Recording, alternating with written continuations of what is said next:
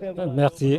Permettez-moi de rendre grâce à Dieu et aussi de prier sur notre prophète Mohammed sallallahu alayhi wa sallam, qui nous a donné la force de pouvoir assister à cette prière, à ce rituel qui est une sunna du prophète sallallahu alayhi wa sallam.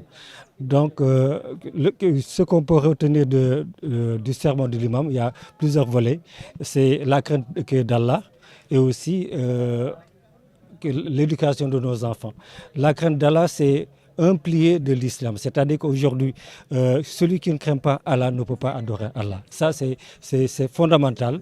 Et l'imam est revenu là-dessus, sur ça. Et aussi, il est revenu sur le sacrifice. C'est un rituel qui, qui revêt un grand caractère d'adoration. Ce n'est pas la viande ou bien le fait le sang ou bien d'immoler un grand bélier qui compte, mais c'est cette adoration, ce sacrifice qui symbolise le sacrifice du prophète Ibrahim. Donc nous, en faisant ce sacrifice-là, il faudrait qu'on ait comme encore, une pensée à ce qui nous a amené à ce rituel, qui est un sacrifice que Dieu a demandé à Abraham alayhi salam, de sacrifier son fils. Donc, par rapport à ça, Abraham a montré qu'il croit en Dieu jusqu'au bout. Tout ce que Dieu lui demande, il va le faire, jusqu'à sacrifier son fils alors qu'il est resté des années et des années sans enfant.